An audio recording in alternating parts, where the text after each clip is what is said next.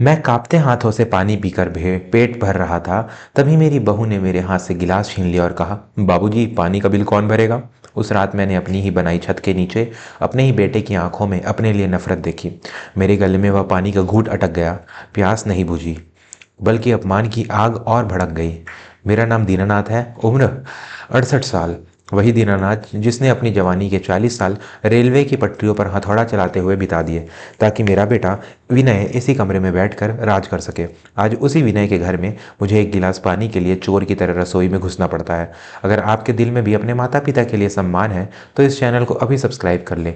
यह कहानी सिर्फ मेरी नहीं, शायद आपके पड़ोस में रहने वाले किसी बुजुर्ग की भी हो सकती है। कमेंट करके बताएं कि आप ये कहानी किस शहर से सुन रहे हैं।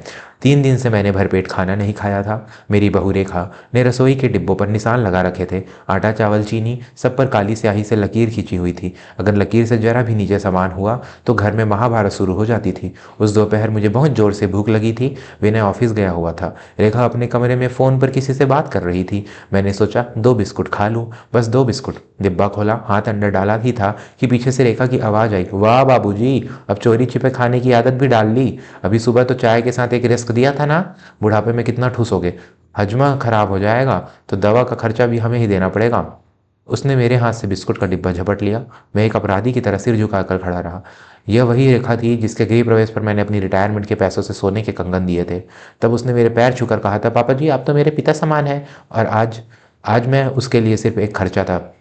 एक ऐसा पुराना फर्नीचर जो जगह घेर रहा था और जिसे दीमक खा रही थी। शाम को विनय घर आया। मैं उम्मीद कर रहा था कि शायद वह मेरी हालत देखेगा। मेरा चेहरा पीला पड़ चुका था, लेकिन वह आया और सोफे पर पसर गया।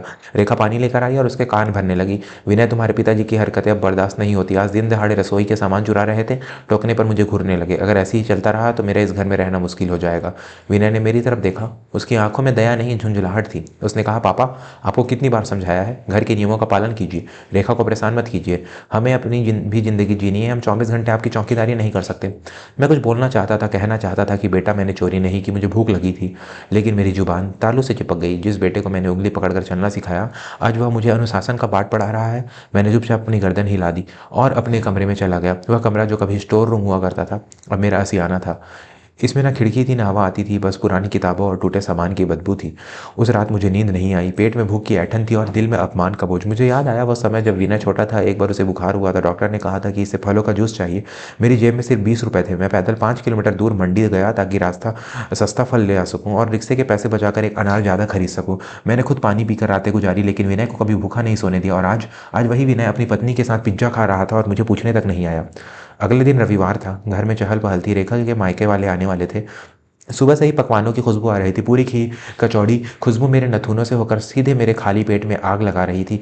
मैंने सोचा आज तो मेहमान आएंगे तो मुझे शायद खाने को मिलेगा साथ में बैठकर। मैंने अपना सबसे साफ कुर्ते पजामा का जोड़ा निकाला, उसे झाड़ा और पहन लिया। दोपहर को मेहमान आए। रेखा के माता पिता और उसका भाई सब हॉल में बैठे हंसी मजाक कर रहे थे।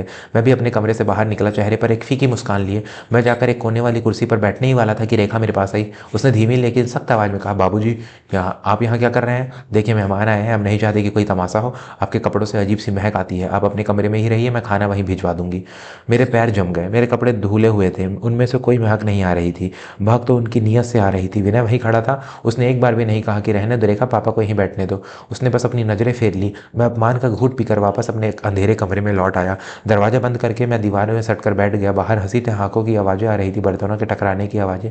और मैं यहाँ अपनी ही बनाई दुनिया में एक कैदी बना बैठा था। 2 घंटे बीत गए। मेहमान खाना खा रहे थे। मुझे लगा अब शायद मेरे लिए खाना आएगा। 3 बज गए, 4 बज गए, मेहमान चले गए। शाम को 5 बजे रेखा मेरे कमरे में आई। हाथ में एक स्टील की प्लेट थी। उसमें 2 सूखी रोटियां और थोड़ी सी बची हुई पीली दाल थी। न सब्जी, न खीर, न पूरी। उस थाली मेज पर पटकते हुए कहा, ये लो, मेहमानों की वजह से टाइम नहीं मिला और सुनो, रात का खाना नहीं बनेगा। आज सब ने बहुत भारी नाश्ता कर लिया है, इसी से काम चला लेना।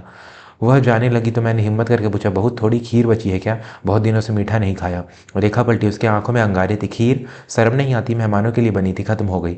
आप तो बस खाने की ताक में रहते हैं। भगवान जाने ये बुढ़ापा कब खत्म होगा और कब हमारी जान छूटेगी। वह दरवाज़ा बंद करके चली गई। मैं उस थाली को देखता रहा। आंसुओं की 2 बूंदें दाल में गिर गई। उस दिन मैंने वह खाना नहीं खाया। मैंने तय कर लिया कि अब बहुत हो गया, यह सिर्फ खाने की बात नहीं है, मेरे आत्मसम्मान की हत्या है। अगर मैं आज नहीं बोला तो मैं घुट घुट कर मर जाऊंगा और किसी को पता भी नहीं चलेगा। दोस्तों, कहानी में एक बहुत बड़ा मोड़ आने वाला है। अगर आप अभी तक मेरे साथ हैं तो इसका मतलब है कि आप भावनाओं की कदर करते हैं। प्लीज़ चैनल को सब्सक्राइब जरूर करें ताकि ऐसी और कहानी हम आप तक ला सकें। अगली सुबह मैं जल्दी उठ गया। विनय और रेखा अभी सो रहे थे। मैंने अपनी पुरानी अलमारी खोली। सबसे नीचे पुराने कपड़ों के बीच एक फाइल दबी हुई थी। उस फाइल में इस घर की रजिस्ट्री के कागज़ थे। यह फ्लैट मैंने अपनी पूरी ग्रेच्युटी और प्रोविडेंट फंड के पैसे लगाकर खरीदा था। विनय ने कहा था, पापा लोन लेने में आसानी होगी अगर मेरा नाम भी साथ में हो। तो मैंने सह मालिक को ऑनर के तौर पर उसका नाम डलवा दिया था, लेकिन पहला नाम अभी भी मेरा था। मैं चुपचाप घर से निकला, सीधा कोर्ट की तरफ गया। मेरे एक पुराने मित्र श्रीवास्तव जो अब रिटायर्ड वकील थे उनसे मिला। मैंने उनके सामने रोते हुए अपनी पूरी दास्तां सुना दी। श्रीवास्तव ने मेरी बात सुनी और मेज पर मुक्का मारा। दीनानाथ, तू पागल है क्या? माता पिता भरण पोषण अधिनियम, maintenance and welfare of parents and senior citizen act इस किस लिए बना है? अगर तेरे बच्चे तुझे खाना नहीं देते, पढ़ाई करते हैं, तो तू उनसे घर भी खाली करवा सकता है और मानसिक खर्चा भी मांग सकता है। तू चुप क्यों है? मैंने कहा, यार बेटा है मेरा, घर की बात बाहर जाएगी तो बदनामी होगी। वास्तव हंसा, एक कड़वी हंसी। बदनामी बदनामी तो तब होगी जब तू भूख से मर जाएगा और लोग कहेंगे कि बेटे ने बाप को मार डाला। देख दीनानाथ, सम्मान मांगने से नहीं मिलता, कभी कभी छीनना पड़ता है। ये कागज़ तैयार कर और एसडीएम साहब के पास अर्जी लगा। उस दिन मैंने वह किया जो मैंने कभी अपने सपने में भी नहीं सोचा था। मैंने अपने ही बेटे और बहू के खिलाफ शिकायत दर्ज करवाई। शाम को जब मैं घर लौटा तो मेरा डर गायब हो चुका था। अब मेरे पास खोने के लिए कुछ नहीं था। 3 दिन बाद घर की घंटी बजी। विनय ने दरवाजा खोला। बाहर एक पुलिस कांस्टेबल खड़ा था। उसने विनय के हाथ में एक सरकारी नोटिस थमाया। श्री विनय कुमार और श्रीमती रेखा देवी, आपके खिलाफ आपके पिता श्री दीनानाथ जी ने ट्रिब्यूनल में शिकायत दर्ज कराई है। आपको अगले सोमवार कोर्ट में पेश होना है। विनय के हाथ से वह कागज छूटकर गिर गया। रेखा दौड़कर आई। क्या हुआ? पुलिस क्यों? विनय ने कांपते हुए कागज उठाया। पापा ने हम पर केस कर दिया है। उन्होंने लिखा है कि हम उन्हें खाना नहीं देते, मानसिक रूप से प्रताड़ित करते हैं और घर से निकालना चाहते हैं। रेखा जी की, क्या इस बुढ़े की इतनी हिम्मत? हम इसे पाल रहे हैं और ये हम पर ही गुर्रा रहा है। वह गुस्से में मेरे कमरे की तरफ दौड़ी। विनय भी पीछे आया। रेखा ने मेरा दरवाजा जोर से खोला। बाबूजी, यह क्या नाटक है? पुलिस बुला ली घर पर? शर्म नहीं आई आपको? हम आपको घर में रख रहे हैं, यही क्या कम है? मैं अपने बिस्तर पर बैठा अखबार पढ़ रहा था। मैंने अखबार नीचे किया और पहली बार उनसे आंखों में आंखें डालकर देखा। मेरी आवाज़ में कंपन नहीं था, एक अजीब सी शांति थी। घर में रख रहे हो रेखा? यह घर मेरा है। इसकी एक एक ईंट मेरे पसीने से बनी है। तुम दोनों मेरे घर में रह रहे हो। और रही बात शर्म की, तो शर्म मुझे उस दिन आनी चाहिए थी जब मैंने अपनी रोटियों का हिसाब देना शुरू किया था, अब और नहीं। विनय ने कहा, पापा आप ऐसा कैसे कर सकते हैं? कोर्ट कचहरी, मेरी ऑफिस में क्या इज्जत रह जाएगी? लोग क्या कहेंगे? मैं खड़ा हो गया। विनय, जब मैं भूखा सोता था तब तुझे मेरी अपनी इज्जत की फिक्र नहीं थी। अब तेरी पत्नी ने मेरे हाथ से पानी का गिलास छीना तब तुझे लोग याद नहीं आए? इज्जत कमाई जाती है बेटा, और तुम दोनों ने अपनी इज्जत मेरी नज़रों में खो दी है। अगले एक हफ्ते तक घर में सन्नाटा रहा। न रेखा चिल्लाई न विनय ने ऊंची आवाज़ में बात की। उन्हें पता था कि कानून अब मेरे साथ है। सोमवार को सुनवाई हुई। एसडीएम साहब ने मेरी हालत देखी, मेरी मेडिकल रिपोर्ट देखी जो साबित करती है कि मैं कुपोषण, माल न्यूट्रिशन का शिकार हूं। उन्होंने विनय को फटकार लगाई। फैसला मेरे पक्ष में आया। कोर्ट ने आदेश दिया कि विनय को अपनी तनख्वाह का 25% हिस्सा हर महीने मेरे खाते में जमा करना होगा और अगर उन्होंने मुझे फिर से मानसिक या शारीरिक रूप से परेशान किया तो उन्हें इस घर से बेदखल कर दिया जाएगा। जब हम कोर्ट से बाहर निकले तो विनय रो रहा था। वह मेरे पैरों में गिर पड़ा। पापा मुझे माफ़ कर दीजिए, मैं भाग गया था, मैं डर गया था, प्लीज़ हमें घर से मत निकालिए। रेखा भी सिर झुकाए खड़ी थी। उसका अहंकार टूट चुका था। मैंने विनय को उठाया। मेरा दिल अभी भी पसीज रहा था। आखिर वह मेरा बेटा था। लेकिन मैं जानता था अब पुरानी वाली गलती नहीं करनी है। मैंने कहा, विनय मैं तुम्हें घर से नहीं निकाल रहा, तुम यहाँ रह सकते हो, लेकिन अब नियम मेरे होंगे। रसोई पर किसी का ताला नहीं होगा। मुझे कब क्या खाना है यह मैं तय करूँगा। और सबसे बड़ी बात, इस घर में मेरी आवाज़ दबेगी नहीं। आज 6 महीने हो गए, हालात बदल गए हैं। अब सुबह मुझे बेड टी मिलती है। रेखा मुझसे पूछकर खाना बनाती है, बाबूजी आज लौकी बना लूँ या तोरी? विनय समय पर घर आता है और मेरे पास बैठकर 10 मिनट बात करता है। क्या वे वाकई बदल गए हैं या सिर्फ कानून का डर है? मैं नहीं जानता। और सच कहूँ तो अब मुझे फ़र्क भी नहीं पड़ता। मुझे मेरा सम्मान वापस मिल गया है, चाहे वह प्यार से मिला हो या डर से। मैंने सीख लिया है कि बुढ़ापे में अपनी लाठी खुद बननी पड़ती है। अगर हम खुद झुक जाएंगे तो दुनिया हमें पायदान समझकर कुचल देगी।